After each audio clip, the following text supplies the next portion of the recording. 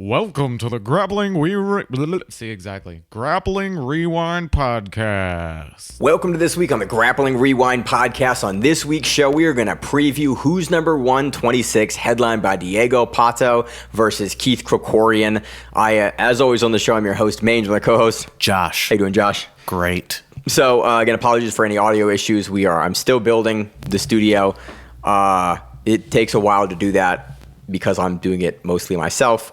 So again, hopefully we'll be back there as soon as I can get it done. Space looks great, but again, if you can deal with the audio for the next couple of weeks, it would be appreciated. I'm going to try to do the best I can, but I always like to preview the show with that in case you're used to a different quality of audio. But with that being said, don't apologize. Last week we had the crazy match with Marcelo and Mazakazu Imanari. Great to see him back. This week I will talk about a match that Helena Cravar had versus Tiara on Fight to Win at the open weight, but I want to jump right into it. Wasn't a big day. Wasn't a big week for news. Wasn't a big week for news. Let's jump right into it.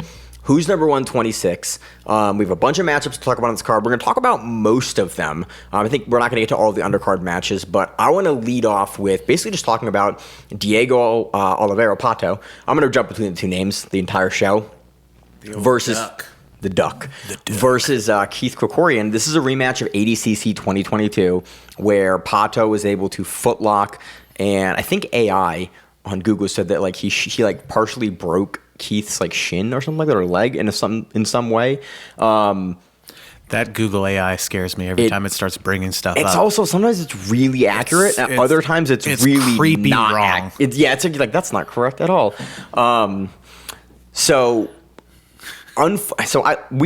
I'm huge fans of Keith. We've been covering Keith since he was a breakout purple belt, winning the in-house qualifier for the old EBIs, when he was a new purple belt. All the way through black belt. We have a soft spot for Keith. Keith has given me plenty of interviews and time. I did during COVID, I did a 2+ hour interview with Keith that I never ended up being able to get and fix the audio for, that never came out. Huge fans of Keith. There's hours of that kind of stuff just sitting. And I that appreciated has never it. Been touched. Everyone's time when they have done that for us. This is a tough rematch for Keith. Pato since this match in 2022 at ADCC, Pato has changed camps. He has now moved to AOJ, and since that move to AOJ, even before that move to AOJ, terrifying, has just looked better and better and better since that move. He is now the 45 and the 55 champion at Who's Number 1. Beat Dante for that one. And he beat Dante by sub. He heel hooked Dante to take that title. This is back at 45. He then is now the world champion, Nogi world champion. This one's at lightweight. Oh, this is 55. This is 55. Oh, this is that belt. Okay. Yeah. Pato has just continued to look absolutely terrifying. ADCC, where did he place? Did he win, or is it second place to Baby Shark? He lost. He took second. Yeah. He's that guy. He's consistently that guy, and his footlocks have looked even better. Keith, also been looking good, but has looked relatively consistent. Looks kind of how Keith looked. Keith looks in 2022. He looks more of a veteran now. We're seeing Keith have put in more veteran performances. We're seeing his tactics and strategy really come into play, where he's not just trying to outgun guys anymore. We've seen him move into that arc where he's having more tactical matches with guys where he knows, hey man, Pato's hard to put away. I'm going to get into a match where I can take a points win or a decision win, or win this match by not just needing to sub everyone. And again, I go back to the interview I did with him after he won West Coast Trials, where he kind of talked about that in 2022, that change of mentality. We've been seeing that from him for 2 years. Unfortunately, the dynamics of this match and just how much better even of a leg locker that Pato has got, I don't know if I see this match going a lot differently. From a tactics perspective and a strategy perspective, I think that Pato is probably going to enter this match very similarly to the way that he entered it in ADCC. In ADCC, the match is pretty short. It's interesting as well. It's a lot of open, double-seated guard, outside De La Riva from Pato. And you were saying when we just watched it on the pre-show, a lot more of the Mikey Lock-esque control of the feet position. A lot of more De La Riva action than what you see more so nowadays is that outside ashi or anything else you want to really call it. Saddle, 50-50 control, yeah. You're seeing a lot more of that. He does rock a 50-50, as do a lot of people at AOJ. I mean, he took the title off of basically a modified 50-50 single leg X entry for Dante for his leg. Like, he will play it, especially with standing opponents. We'll see him play that. But with Keith, I think... I don't know if we will see Keith be able to standing outside, like work his outside passing on Pato. I think Pato's probably going to pull here. These guys actually could wrestle for a little bit. Pato legit might wrestle and like pass, like start the passing pressure and like going from there. I'm not 100% sure. It'll be interesting to see what happens. I really see Pato going back into the legs. Like, he's been going into the legs with everyone and beating essentially everyone not named Baby Shark. And even Baby Shark, like, he took the title over him via the leg injury at 45 for who's number one. Like, he's willing to go into the legs with anyone, and he's already had success there with Keith. He's now at the AOJ camp, some of the best strategists in the world. That camp's going to go, cool. They've also game planned against Krikorian before. I mean, I was literally sitting behind Cole Abate and Guy Mendez at East Coast Trials 2022 when Cole was about to go against Keith at the finals. They were watching tape on Keith in front of me speaking in Portuguese, and I was like, this feels very interesting to sit directly, like literally they are sitting in the bleacher one in front of me and I'm doing media like a head length behind them, watching them watch tape on Krikorian. Like, they've studied Keith, they know what Keith brings to the table, and they've had the game plan against Keith before. Keith and his team will have game plan against Pato before for that first round of ADCC 2022, but I just think the strategist and the level of preparation that Pato's camp can offer him now, especially because they have the history with Krikorian, he has had the success against Krikorian before, and he's refined the game that allowed him to have success 2 years ago against Krikorian and made it even better, man. This is a really, really tough stylistic matchup and just gun-for-gun personnel matchup between Keith and Pato. I see it going pretty much the same. I do think that we are probably going to see Pato pull, or we'll see Keith pull and Pato enter from the top into the legs.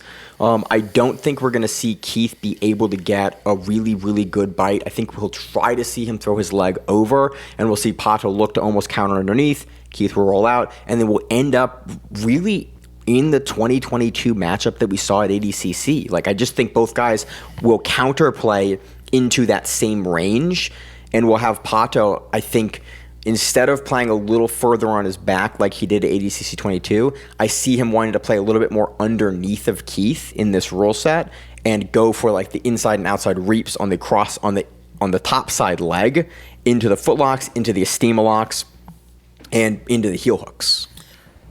So here's my prediction. Okay. Just straight up. Pato goes for a very quick, like Aoki style, or like a power footlock kind of position. Top or bottom? From the bottom. Okay. Keith escapes. We get a little bit of leg pummeling. Pato threatens coming up, stays down, hits an inversion, gets the back, and actually finishes with a choke. And it's going to take about 7.5 minutes for all of that to happen. And he's going to finish on the back. I kind of hate when you do this because like you don't do the show very much anymore, Josh. We started the show like 2017 together. You occasionally will just pull out a prediction and it's like a thought process, and I'm like, that's kind of long-winded. And then every other time it just hits, and I just don't like that I still see you infrequently enough to pop onto the show again and do it, and occasionally you're just like, you just nail it. I'm here every week mucking up predictions every week, and you come on like, this is how I think it's going to go. The thing is, like, I really do see it happening one of two ways. With Pato either just absolutely eating Keith's foot, like just attacking it so hard and so fast that it's done in under a minute. Kind of like we saw Dante, like we just that lightning quick foot lock. It was longer than the match, but when he got there was like Dante tapped in the air while Pato was onto the foot. Right. But Pato a lot, and granted, it's been more in the gi than in no gi, but he chains it and goes to the back a lot. Yeah. And I just have this feeling that, like... And that's also something we probably see him do more at AOJ now, because that's really an AOJ thing, is like go to the feet and then boom, you're underneath for the back. I think just because, like, they're doing more and more no gi. Not that they never did it. I just think there's a larger focus because you have Cole, you have Tynan now. Well, you have there's Pato also now. more money involved, and that also helps with visibility of both of their gyms and things of that sort. Don't get me wrong. Like, again, as you stated before, Keith, love him. Think he's great. He's awesome. Been like a friend of the show forever. I think this is going to be an uphill battle for him. But I also never count him out, because he can pull some shit out, and you never know. That's been his entire career. Of He just might guys have out. He might have something where it's just like, you remember how you predicted this thing? I'm gonna crap all over it, and I'm gonna bust this out and win. And I mean, I'll be the first one to be like, holy shit, like what? And it'll be a huge upset. I think the odds, odds, other than like his 66 kilo win in West Coast Trials after like coming in second place three times in a row. Right. After I think this would legitimately be his biggest win. I think. Oh, absolutely. Like, over Pato? Like that on this stage, on the main event, for who's number one, for the lightweight title. With like the caliber of a guy that is Pato. Like, this would be an amazing victory. It would almost be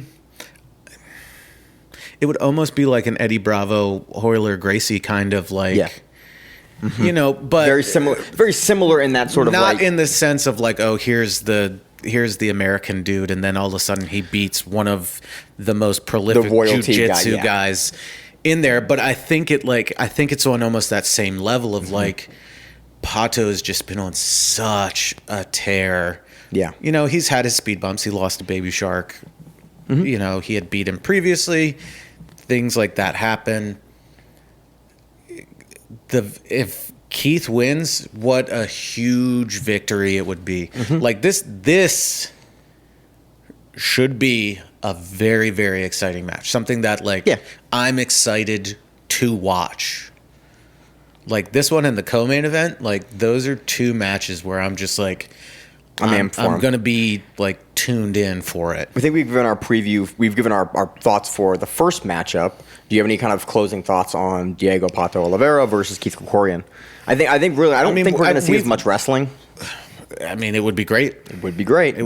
I just don't think the rule set facilitates either of those guys needing to wrestle. You never know. Like, Keith has been wrestling more, so has Pato. Yeah. It would be really cool to see them on their feet for a while, but that's not really either of their bread and butter. So I think, like, they're going to both want to try to get to what they're good at as quickly as possible, and that's where it's going to go down. But after that, I would say let's move on to that co-main. Co-main event, middleweight bout, Jay Rodriguez versus Ronaldo Junior. Every time I see this matchup, for some reason, I want to make this a rematch from Fight Pass Invitational on the same card that these guys fought back-to-back, essentially, where it was Cody Steele versus Ronaldo Jr., and it was Jonathan Alves. Gracie. Alves or Gracie? Gracie. Josh's Gracie versus Jay Rodriguez. And for some reason, ever since that match has happened, even on the preview for that show, I want to put this matchup together, Jay Rod versus Ronaldo Jr. I don't think they have enough mat space for this match. This is literally no, for most of it. For, I want to say, 12 of the 15 minutes, they do not have enough mat space. Ronaldo has been doing judo and wrestling a lot more than we've ever expected. He has really leaned into his stand-up and, like, gotten pretty... I mean, he out-wrestled Cody Steele. Like, and he's a little bigger than Steele, and Steele has now made kind of a transition over to MMA primarily, but, like, put on an impressive performance against Cody Steele in the wrestling area. J-Rod, very, very good wrestler as well. Your 88 kilogram silver medalist. J-Rod's story has been consistently one of early match, slow start, and then Consistently, late. early match, he's been great, and then late is where he gets caught up. And then late match, he'll flip. At ADCC this run, though, we saw a level of consistency from him that we had not seen before. But we also saw the Jonathan Gracie. Yeah. Where he just made couldn't that get one out mistake and just couldn't get out and couldn't get on. But these dudes are dogs. They're going to be all over the place. There is absolutely no way that the referee will be able to contain these two. They're going to be corner to corner. Yeah.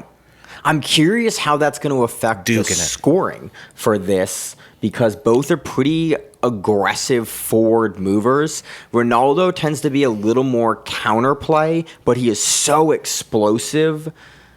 And I'm giving the edge of wrestling to Jay, but that's not saying much because, again, Ronaldo is very good at countering.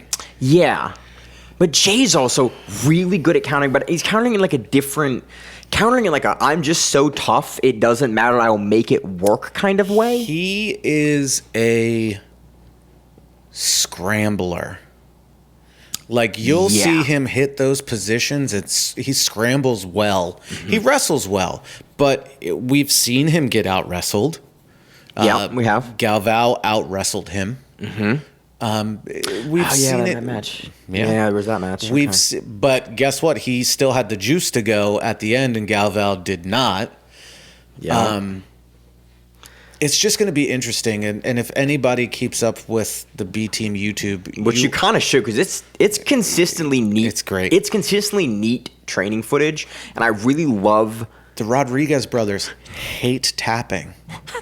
Really do. If anybody saw the most recent, I don't know if the most recent, but when Gianni Grippo is trying to head and arm choke Jay Rodriguez, and he just couldn't. Credit to, by the way, if you don't remember, Gianni Grippo, that is the thing he uses to sub most people since forever. He uses that so much in IBJJF and against everyone. I can't remember who I was talking to about Gianni, and we were talking about him, and I made him younger than apparently he is.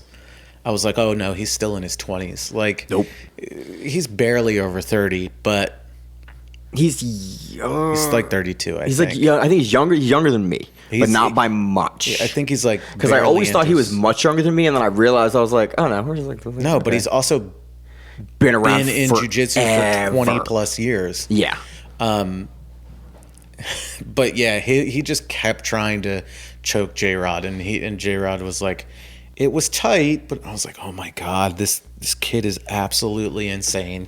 You can't strangle Probably has him. no idea who Johnny Grippo is either. Oh no, which is the funniest thing ever. He knows, sometimes he might not know people, but an American grappler, I can almost guarantee he knows who he is. Dude, he didn't know who Marcelo was. There was a whole video of him and Craig did. It was the funniest thing. When did Marcelo retire? That was about 13 years ago. Okay. Good point. You go back 13 years. How old was Jay Rodriguez? Probably 7. Right. Okay. He's point 20. He's between 20, 25 years old. I think he's remember. 22 or something like that. I think he's young. Right. Kid was 9 years old. That's reasonable. Okay. Back to we've I love you, John. We have gotten off into some other place. Dynamics of this match. Wrestling, submission attacks, shit is going to be coming from every single angle. They're both going to be dogs. Again, what's the referee's name that always does these who's number one cards? Oh, you put me on the spot. It is, it's not Shaolin, that's 1FC. It is... Shaolin is also a Fight Pass. Yeah, okay. It's... He reminds me of Yeah. Ben Stiller and Zoolander very specifically. Yeah. He's got the tattoos. No, he's the yeah. God, I'm regardless, we're gonna move. He's gonna struggle to keep him on. He's gonna struggle to keep him on. I'm struggling to keep Josh on track here. It's gonna be worse than that. It's gonna be worse than that. These guys are weirdly matched up. Like, this is a match like I kind of like because there are very clear pathways for Ronaldo Jr. to beat Jay Rodriguez. You look at Jonathan Gracie's match with him. Ronaldo Jr. can play a similar game to that to Jonathan Gracie. Like, he does that to J-Rod. He can win this match cleanly. Look at J-Rod's match against Jonathan Alves. That's the counterplay of like, okay, then that match happens like that, and you're like, okay, J-Rod can also do that. It really comes down to, we know the Ronaldo Jr. we're going to get. We do not know necessarily the Jay Rodriguez that we're going to get. If Ronaldo can get a dominant position on Jay, he can eat minutes of the match away in dominant position and score and win on a score here. If Jay can get out and get going, he can tire Ronaldo Jr. out and push him late into bad positions. Like, again, that match I talked about years ago in like 2021, Jay Rodriguez versus Giancarlo Bodoni.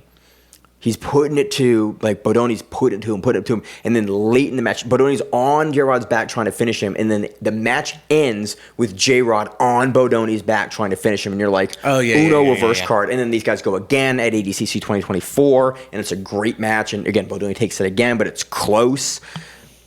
J-Rod has the ability to do that and do that late to guys in a way we've also seen him fade late, too.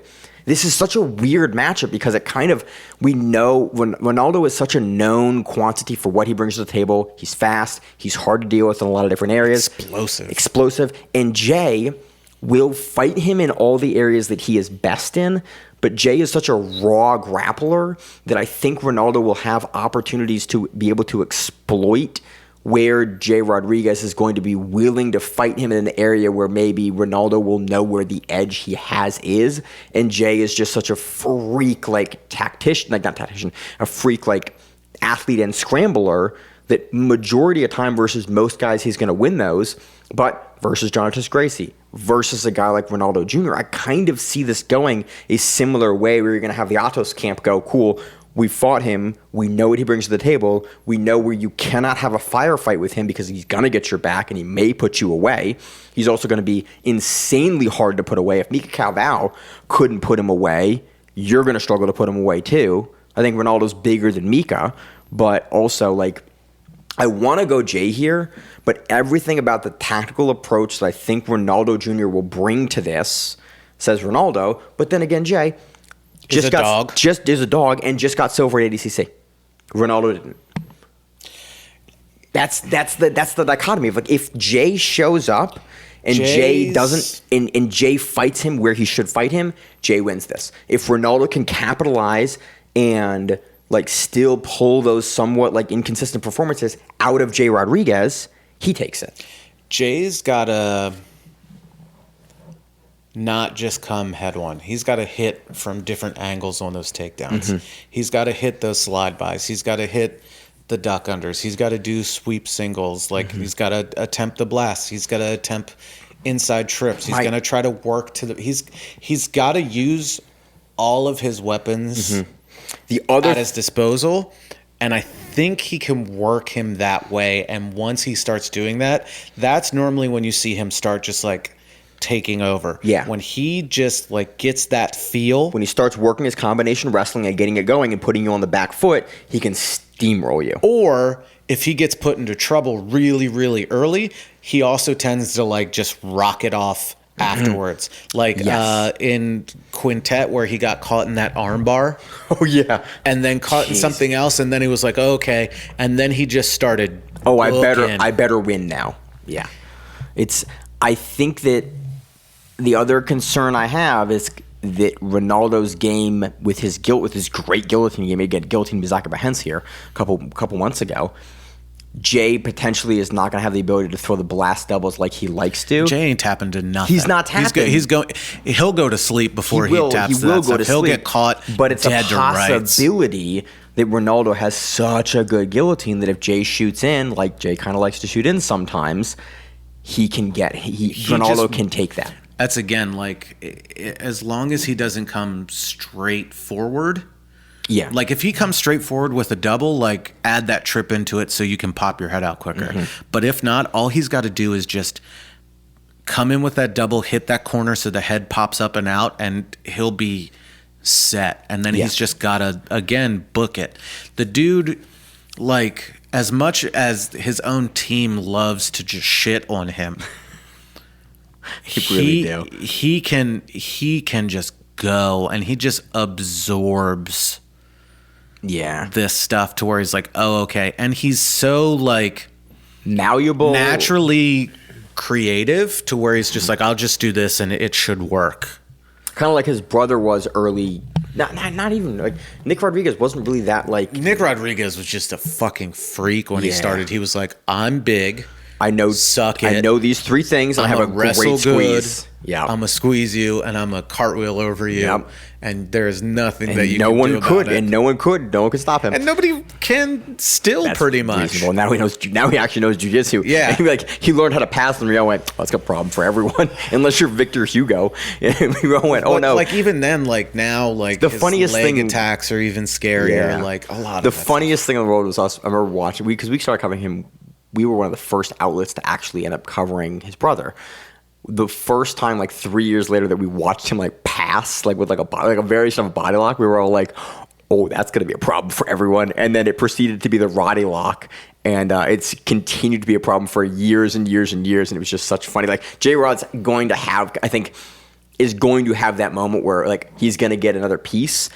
It's just been he plays such a unique game that it is just few and far between to be able to nail down like, oh, that is the new thing that he has picked up here. Oh, that is the new technique that he has. Oh, that is the new piece that he is incorporating into his game. What I really want from J-Rod is for him to get a haircut.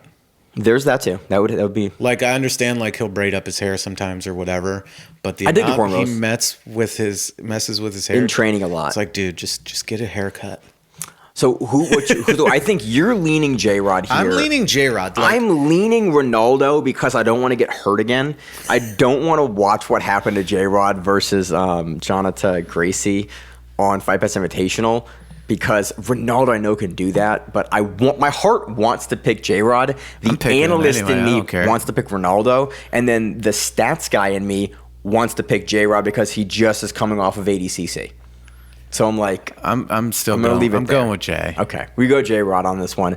You think points or you think back kick? It's going down to the wire, but he'll get a decision. Okay, decision win here. Moving on, we have a light heavyweight bout. I think those two matches, are the most interesting. There's a couple fun matches. There's a lot of interesting matches, but those two are going to be the real fireworks. Next one is a light heavyweight bout. Light heavyweight for Roberto Jimenez. Roberto Jimenez versus Elder Cruz. This is a rematch of a match that was not the most interesting in IBJJF 2023, I think. 4.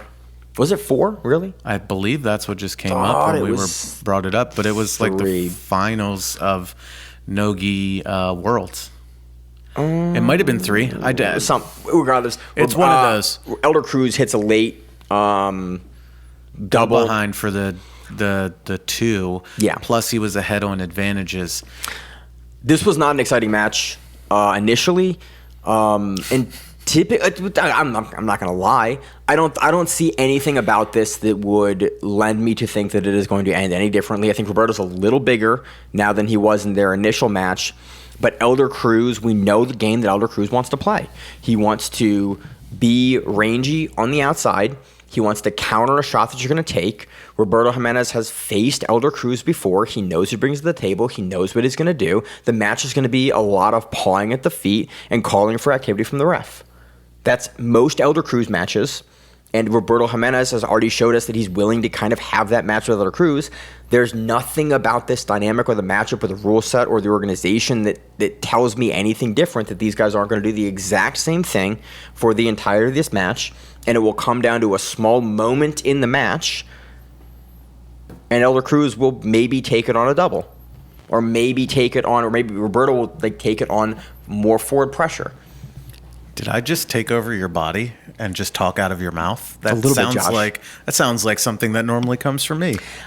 We've seen. I don't disagree with you. Unfortunately, Elder Cruz on the show, he's a very known quantity for what he does in his matches. He is very willing to fight you for the smallest margin at range He's good enough to counter most of what you can do to get a score off of it. But you look at, like, when Elder Cruz loses, it's because someone did something that he couldn't counter. Jacob Couch with the heel hook at East Coast Trials, ADCC. Like, other guys can outpoint him. Like, hey, they counter on the 2 and they get the 2 on him. Like, it's these singular moments, and then that in an Elder Cruz match, that is usually versus another high-level guy, not the lower-level guys that he's just kind of crushing or beating consistently, but the guys that can consistently have, like, even-keeled matches with him. It is usually one singular moment of the match that is the defining win or loss, and then that's the entire match. I mean, Jimenez can just pull something out of thin air as he's done before. Jimenez, again, and just hit a flash sub, but he's very content to have the same style of match when he runs into somebody that he can't just walk overwhelm. Yeah. Roberto Jimenez, like, and I say it every time we cover him on the show, the best double unders back taker in the world. I just don't think he's going to get an opportunity to get there with Elder Cruz. I have to agree with that. Like, I don't see... Unless Jimenez puts on a pace and Cruz pulls guard, because he doesn't have an issue with being on the bottom. No. But lately he kind of prefers on top, but we have seen him play off his back and, like, rangy long guard. I've seen it before. Yeah. But it's more so like it's going to be like watching two goats go after each other where they just slam into each other. Mm-hmm. It's going to be fast-paced, at least on one end. Whether Cruz decides to engage in that, like, kind of speed battle may dictate the match. I think Roberto now at light heavyweight a lot of times is a little inconsistent with his willingness to just run the pace that he was running when he was back down at 77.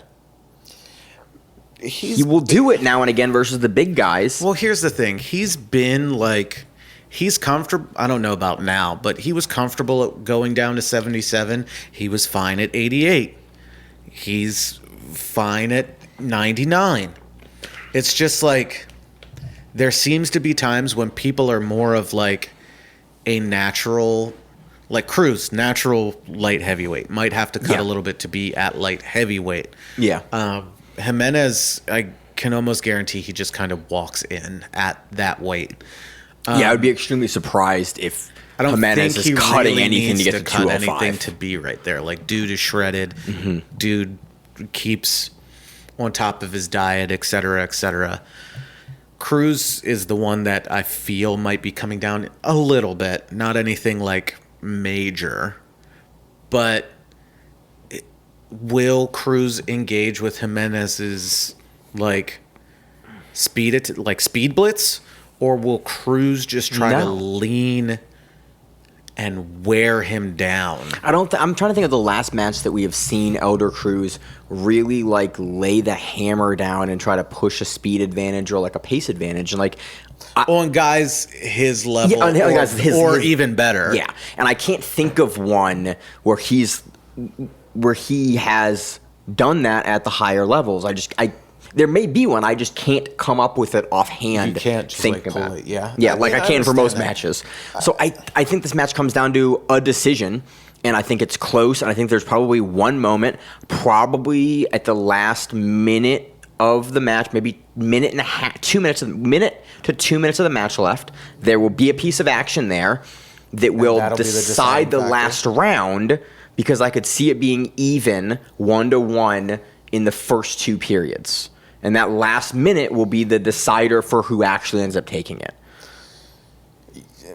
I can't argue with that, honestly. So I have nothing more to add on this. Yeah. Again, I unfortunately think not going to be a phenomenal match. Moving on to a match that actually I think will be a lot of fun. Light heavyweight bout between Ryan Aiken and Lucas Lira.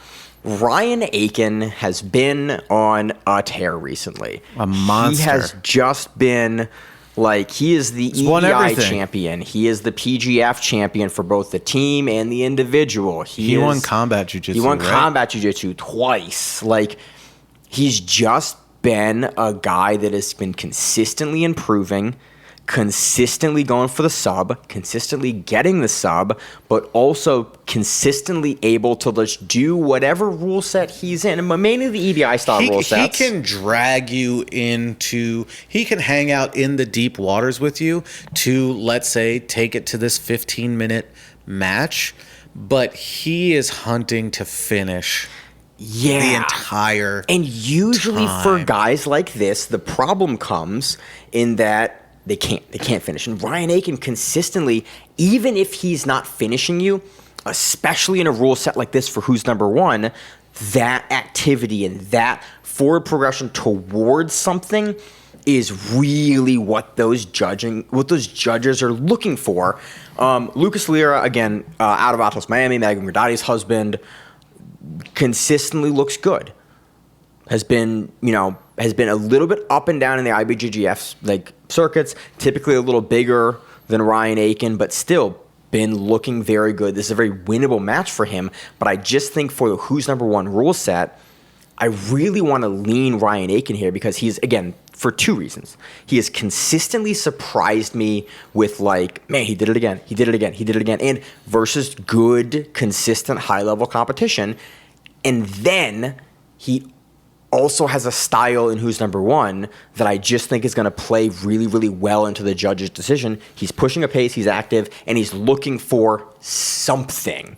He has a very active style. So again, like you said, that leads into judges' decisions for who's number one, to where he is, he's going after this. Oh, he's going after this. He's doing this. He's doing that.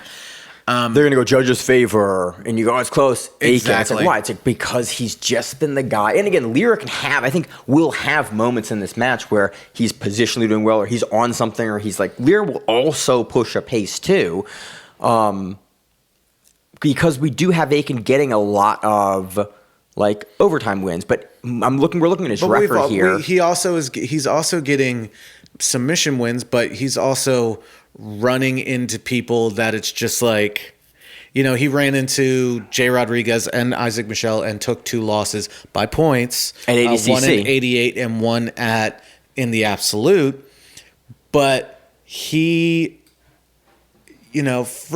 very consistent according to his BJJ profile. He's only got 6 losses. Which is crazy considering he's got a couple of draws here and there. 2 of them are at ADCC, and then one of them is to Elder Cruz. He's lost to Elder Cruz. Devontae Johnson. He's lost to Devontae Johnson, but he's also beat Elder Cruz, I believe. I think so. Beat Kimo Anderson, beat Fedor Nikolov a couple of times by sub. He's beat Chris Wojcik. He's lost to Wojcik. He's beat Pedro Marino at ADCC by heel hook. Had a draw against Jet Thompson, where that's another guy that's coming out and 17 years old. Yeah. Young. He beat Andre Porfirio. He beat Big Dan. Oh, yeah. I forgot about the Big Dan win. Yeah. Yeah. He's got a lot of really, really, really good wins. Mm-hmm. And again, we've talked about it before too, where Lucas is a little bit he's very consistent as well, but he has his hot streaks and so not so hot streaks. And once he'll run into people and he will lose. He's lost to Dante Leon in the absolutes. Yeah. But he's also, he again, bigger than Johnny Tama, beaten Clay Mayfield, won a lot of good matches, but he's also run into, beat Sebastian Rodriguez, et cetera, took a win off of Pixley via penalty. The Pixley win. I forgot the fight pass. Yeah. Right. I mean, that wasn't a super exciting match, but also but he knew how to play the rule set. He knew how to play the game. That's one thing. Get Pixley to call it, but he's also he's lost to Felipe Andrew. But you can't be like, oh well, he's lost to Felipe Andrew, so now he's gonna obviously lose to Ryan Aiken. Everyone's lost to Felipe Andrew at this point. A dog. This is just a really interesting. Lucas Lira, I think tactically, again he's out of the Atos camp now. We see him have a more traditional game, but Ryan Aiken has made a lot of adjustments since we've been covering the past probably 4 years now that have really impressed me for his tactical adjustments to be able to consistently win matches if he is not getting the sub. Yeah, I mean, He's not a guy that loses position flagrantly and will get like, oh, you have a guy get a bad spot on you. And again, he lost to Wojcik, and then he lost to Wojcik at ADCC trials, but then came back the next year at PJF and beat him. Yeah. So and the PGF rule set I think really favors a guy like Aiken. But again, he's beating a lot of these guys in regulation too. He's not necessarily just beating them in overtime. He's beaten some in overtime, some in regulation. It all varies, but he normally has the wherewithal to not game the rules, but just know how to be ahead. Yes, and that's one of the things I think I like about this matchup is they both kind of have that. Aiken I think has more bigger wins in a rule set that is more similar to Who's Number One than Lyra, but Lyra has been getting more and more matches on Fight Pass Invitational and Who's Number One, where I do like the matchmaking of this one. I am gonna go with Aiken on this one. I think just the style alone will allow him to have more opportunities. Again, Lyra has a really good heel hook game as well, but I think just the style of Aiken and the tournaments that he's won lead me more to go, oh yeah, Aiken just has a more favorable style to take a decision if he is unable to sub Lyra. Lyra can also come out and just bang a heel hook too, but Aiken I think it has very, very good leg lock defense. We've seen that time and time again with all the EBI style tournaments and in those scenes. But I think this is going to be more fun than people are expecting, and I'm excited for that. Yeah, sorry, I was just going and looking to see his lineage. I was I think he's a 10th Planet guy. Yeah, he is. But he is now. But I was looking at where he had started up. He was with Alliance for a while under Leo Nogueira. Awesome gym. And then switched over more to Nogi and was at 10th Planet. He's with Sean Applegate. But who's the other guy that's in Atlanta out of that gym? He's got the mullet. Why am I blanking right now on it? He came to our gym. Elijah Carlson. Yes. There are a lot of dogs at that gym too. So it's those guys are tough. Atlanta low key has a really good jiu-jitsu scene, and a lot more good people come out of Atlanta than you would expect. It's a major metropolitan I wouldn't say even expect, because it's that proximity to Florida, and there's a couple of American top teams in Georgia as well. Yeah. Again, other than I believe Sao Paulo Alliance, the big Alliance gym where a lot of great guys came out of was in Atlanta, and I remember going there with good friend Kenny Savercool years and years ago when we were both blue belts while Cobrinha was still teaching there. Oh, that was that trip. Yeah. Okay, I remember that story. Alex Balding was there. I think he was just gotten brown belt and stuff like that. But it was a big gym. It was tough in there.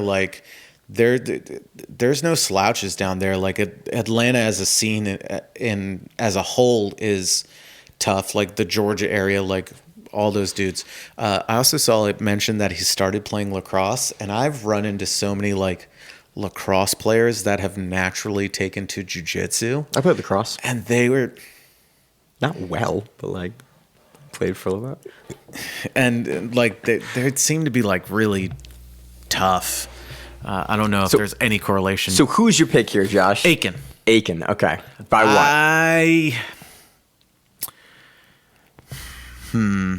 I think decision. I think this match ends up being a little closer than we've kind of talked about. It goes to decision, potentially, or at about 6 minutes in, Aiken takes a heel hook. Okay.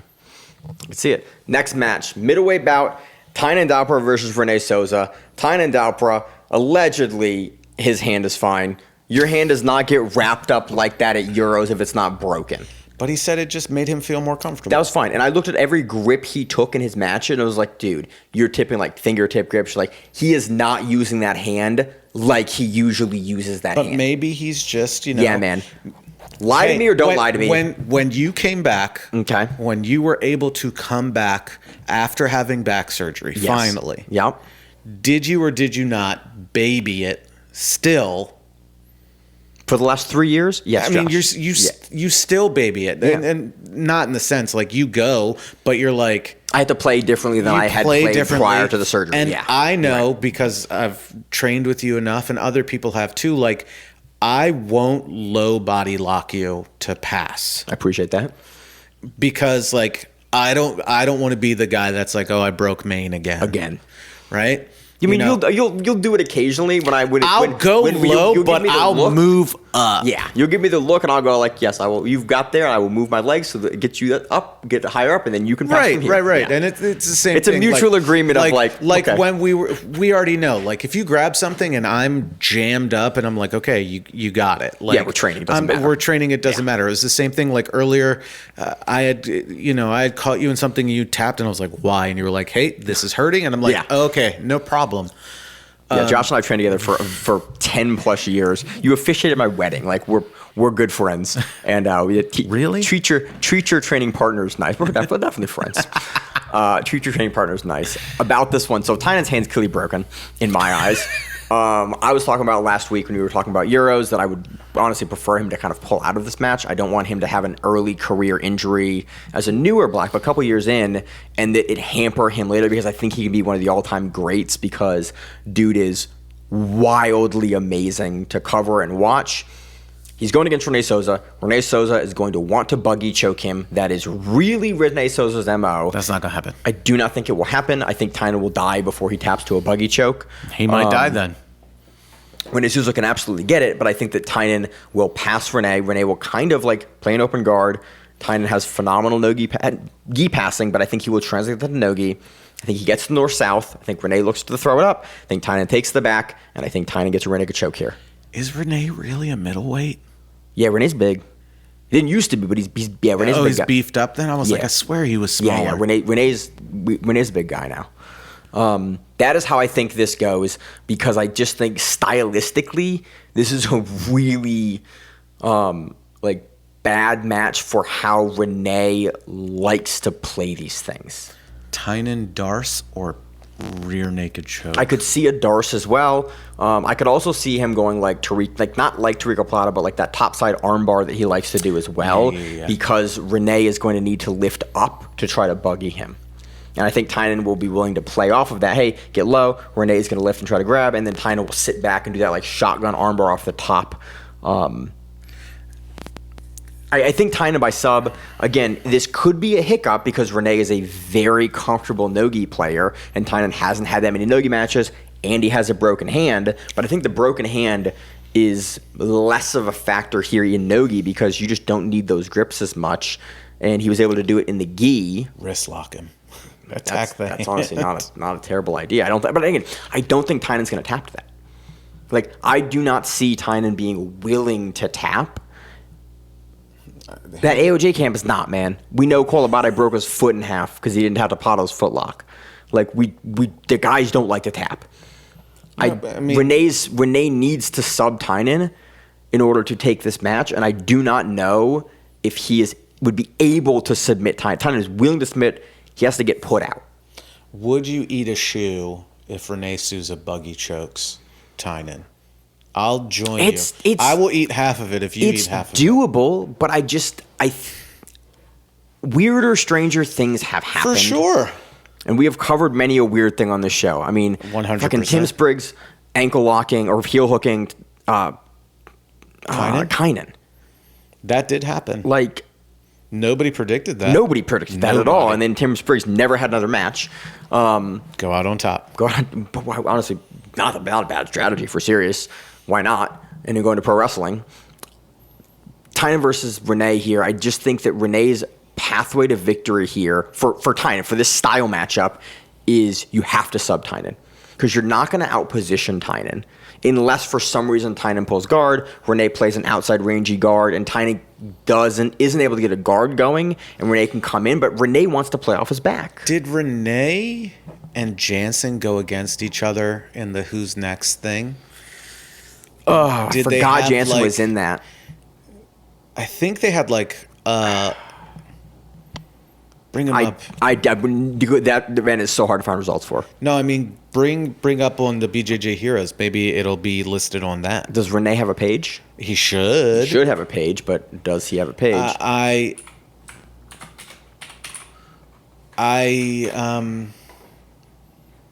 He does not. He does not. Yeah.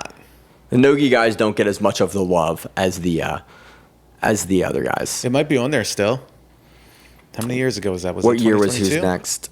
No, it was like 2020. Was it that long ago? It was a while ago. Oh my goodness. Subversive, Rise, Tezos. Yeah, it's Who's Next? No, Who's Next was 22. Andrew Tackett. But Perez. That was on the Who's Number One, Who's Next. I think they might have had a match. I can't remember. Again, the Who's Next matches are notoriously hard to find. It's literally on Flow Grappling. I know, but you know how fun and easy it is to find matches on that. Regardless, so what your point? The point for the Jansen Gomez match is what? What's your point about that? I'm just saying, like, he was able to hang in there with him for a while, and if he can kind of apply that same strategy to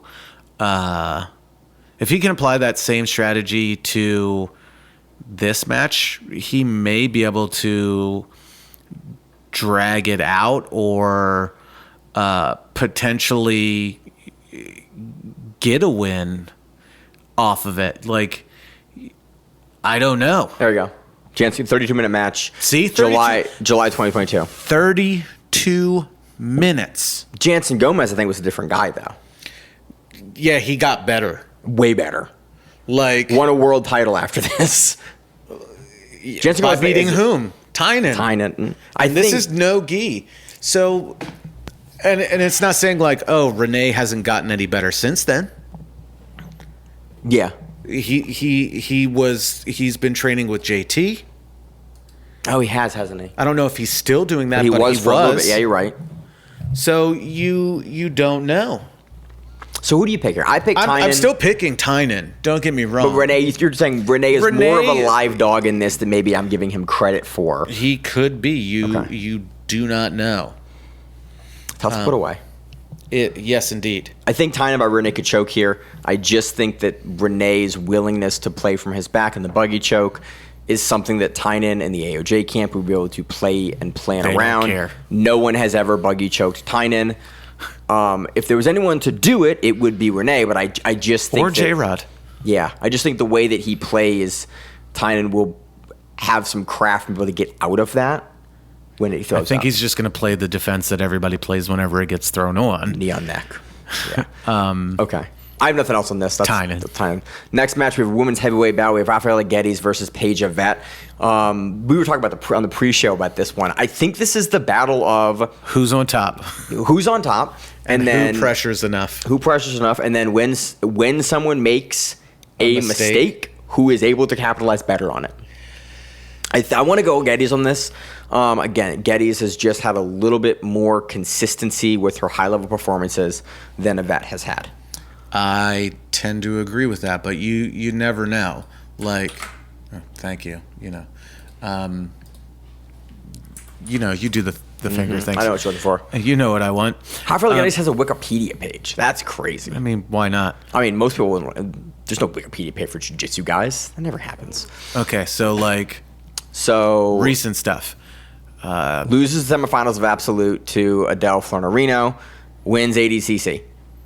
Your ADCC champion, and lost to Natalia DeJesus, lost to Andressa Sintra, Larissa Diaz, Gabby Pisania, but who doesn't lose to her? Everyone lost to Fionn. But we're in 2022. 3 years ago now. ADCC loses to Amy Campo, champion then. Yeah, but has tons and tons of victories. Wins over Kendall multiple wins twice. Over Maggie Grandotti. Michelle Lopez, Brittany Elkins. Yep. Melissa Couto. Yeah, Tara White. Maria Malyasik, Bia Basilio, Natalia DeJesus. I just think that Rafaela Geddes is one of the toughest women in the world to beat. and I think that she tends to play a game that is very hard to force mistakes out of. Yes, but also how she's lost, she's gone all over the place with it. Referees' decisions, submissions, points, everything like that. That, I think, is going to be a very, very similar physical match for her.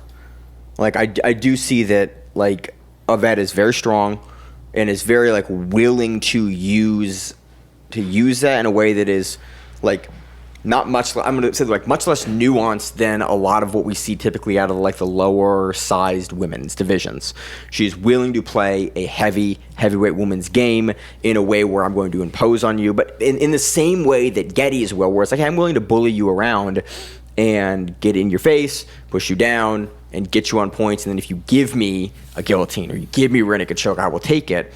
I just think that Getty's more consistently able to do that, but seeing a flash sub out of Yvette or seeing Yvette being able to, like, implement her own pressure game would not surprise me, but I think that the consistency that we have seen from Getty's at the higher levels over the last 3 years, really since she came out of the black belt scene, is what I think will carry her through this match, unless Yvette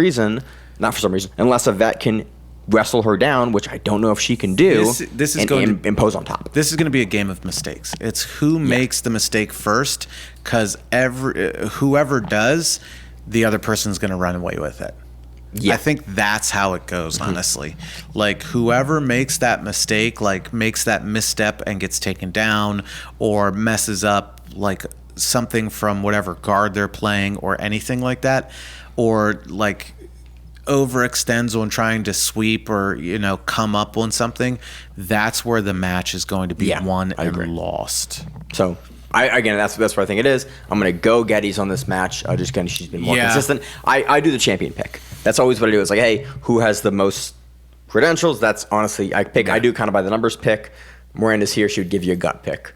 Welterweight bout, we have Daniel Slathers versus Michael Sains. Should be a fun match. I don't have much on that. Slathers was fun. We've seen him a lot in pit submission recently.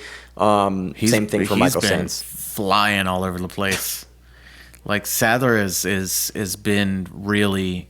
He's been fun to watch. He's been putting on exciting performances, but we don't have a ton of more time. I do want to talk about one more matchup on this card. Is for only match on the undercard we're going to cover, really, Zach Kina versus Kaina. It's a Hawaiian name. It's Kaina versus Isaac Cordova. This is a rematch that Kaina took last time at IBJJF in 2023 or 4. Nogi by rear naked choke. Back and forth match. I think it was 2-7 at the buzzer when Kaina was actually able to get the sub. Zach's had a little bit of up and down in his performances, but for me, again, straight up pick. You pick the guy that previously won. Zach was up on points. Zach pushes pace. He moves on guys, but he also doesn't tend to overextend. He's a light featherweight, under 65 kilo guy, 64 kilos a lot of the time, 70 kilos. I'm super hot on Zach Kina. And we get messages occasionally about how good he is. And I'm really, really curious if he's going to eventually have that, like, be just going to be the guy that gets consistent at 66. Or light feather below 66. Yeah. He's really good. Yeah. Like, there's not much more to, like, say about that. He's very good. Again, another one coming out of the AOJ camp. I think he came out of the kids class. I think so. He did just lose in Europeans first round, though. No, that was 2024. No, 25. Oh, 25. Yeah, first round around at 8. So he just lost Europeans by points versus Rayson Gabriel, who I'm not familiar with. It's in the gi, but that's my only concern with Zach is that he is somewhat inconsistent. Like, he beats Tomoyoshi Hashimoto in 2024 at the World Championships, and then he loses to him he loses to him earlier in the year. And then he Euros, beats him. The way that BJ Heroes has him, they have him reversed here. Yeah. exciting, but somewhat inconsistent. In looking at his game, it seems like as he matures and becomes an older black belt, they just seem like things that I have seen over the years that people correct. It seems like, early growing pains coming into the adult light featherweight black belts, and then as time goes on, you kind of are able to fix those. Like, again, he has a win over Malachi Edmond the year that Malachi won the Worlds on Pan Americans, no arm triangle. He lost to Diego in a close one.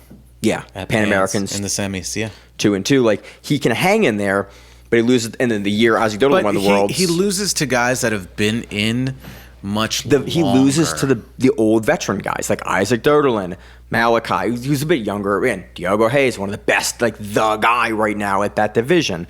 Kennedy Maciel, Cobrinha Junior.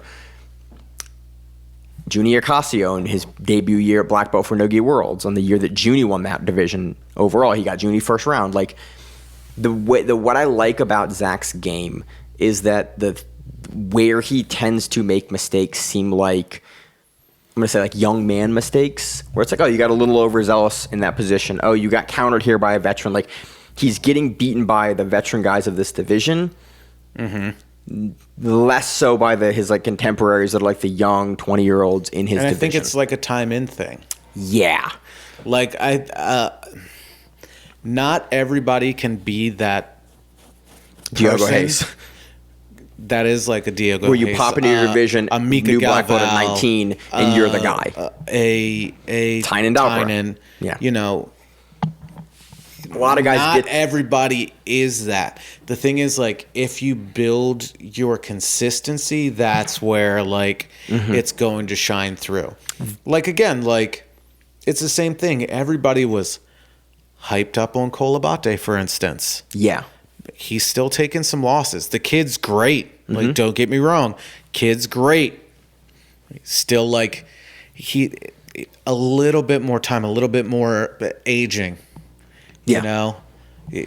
But he keeps again. Same thing with Kina. Same thing with Kolabate. They keep running into these high level people or people that have been there longer. Yeah, the guys that have been the Black Belt division for 5 and 8 years.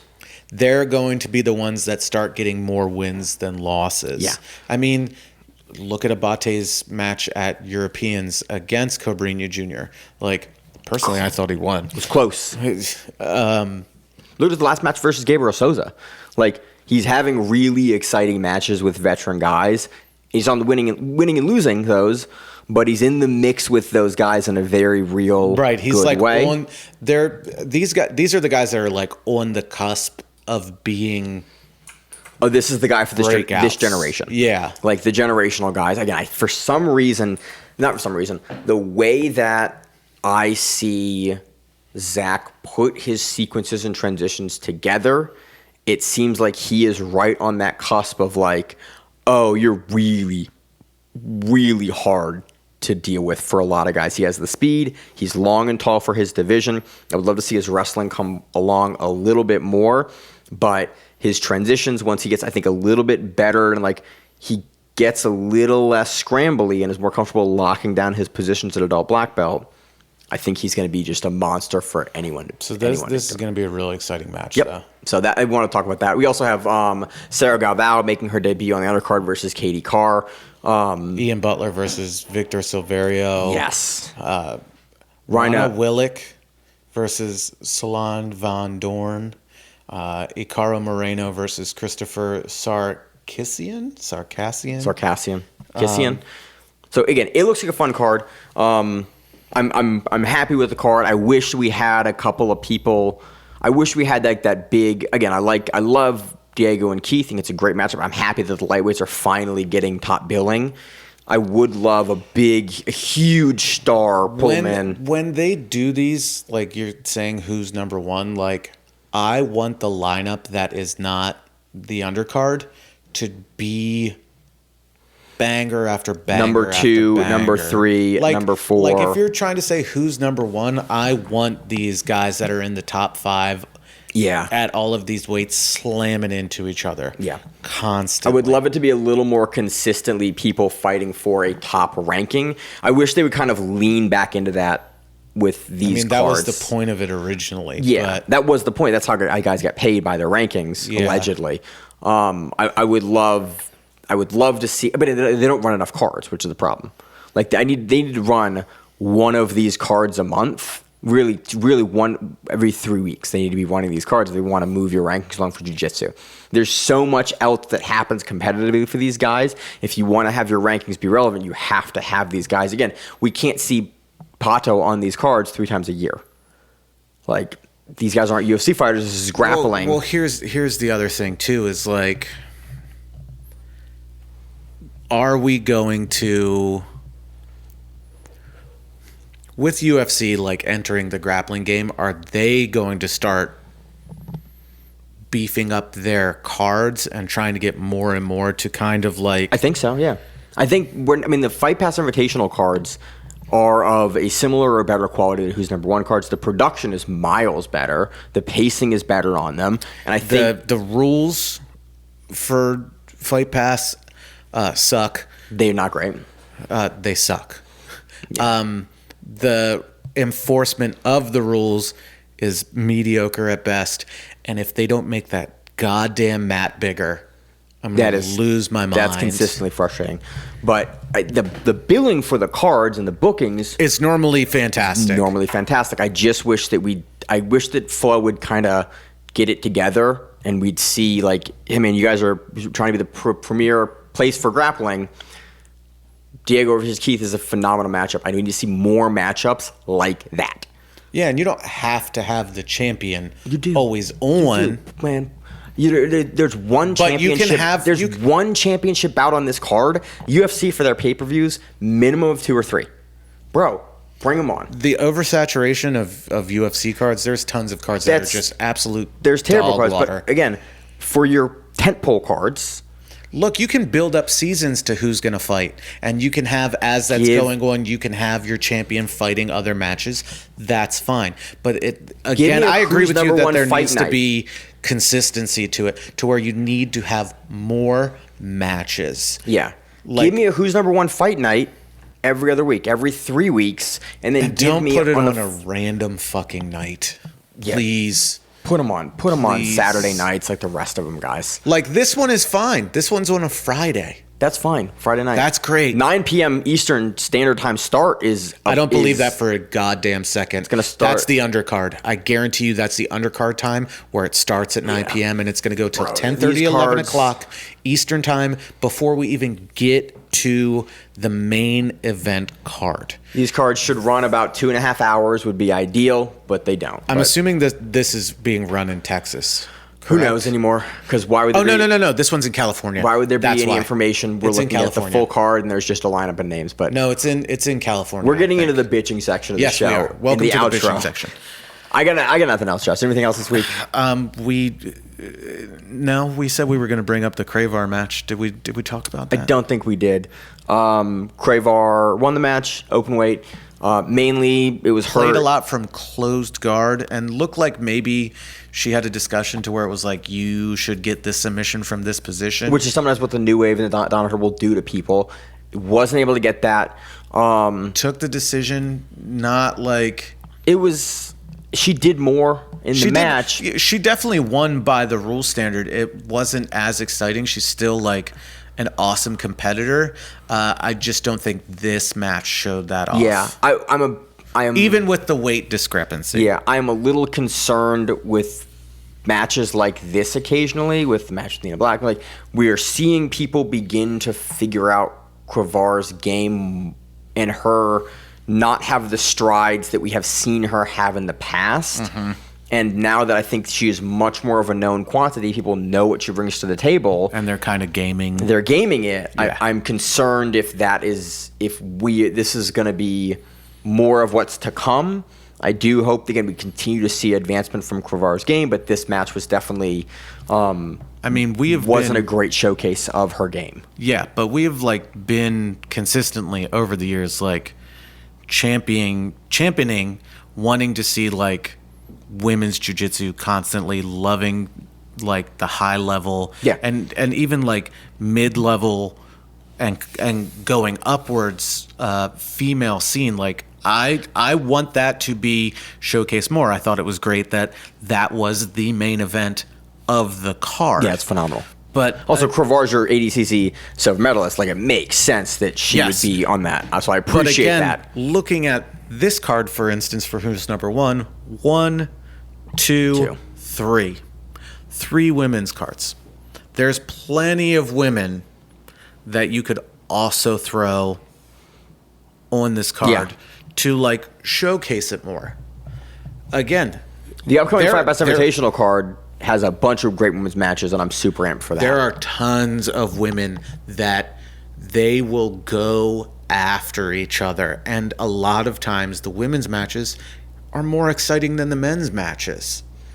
Like, Yeah, I think they're loose on this card. it's there's again a disparity. Do something to where you showcase that more, and it would be great. Yeah. I got nothing else on the match. We'll keep bitching I if we keep talking. I would love to see more from Krikorian. I would love to see Krikorian be willing to open her game up more, because I'm concerned that She's gonna be found out. this is what we're gonna see unless she does do that. So And again, maybe she was like directed, do this submission. Yeah, and you never know with and that couldn't camp. get there. That's Yeah. fine. So Josh, you got anything fun going on this week? I'm living out the last year of my 30s this week. Oh, you're old. I forgot about that. Yeah. That's crazy. I'm building a podcast studio. It's Yeah. pretty great, but taking much longer than I had. It's taking as long as it should take. It's just the reality of like doing the podcast in this space for like multiple weeks is like, ugh. I want to get back into the studio because I like that space. It's built for the podcast, and I'm very ready to have that space The sound complete. dungeon. The sound dungeon. So I don't spend an hour trying to master the podcast so it doesn't sound all echoey. So again, I appreciate if you've made this far on the show. I've got nothing else. Josh, anything else? Don't worry, Miranda will probably be back next week, and you won't have to listen to my voice. She'll be back. So as always on the show, I'm your host, Maine, my co-host, Josh. and we are the Grappling Reruns, and that what it is. Stay safe. If you like the show, please consider sharing it on Facebook with the folks at your gym. It's the best way that we grow the show, and we really appreciate it. You can reach out to us on email. We also have Instagram, we have Facebook, we have Twitter, we have Google+. Until that shuts down. We have a website. If you have an event you would like to have us cover, please let us know. If you have a name, like most people do, and you'd like to have us stop butchering it, Let us know. reach out to us. The show is also available on YouTube, Spotify, in addition to iTunes and every other podcast service. We very much appreciate your time, and thank you.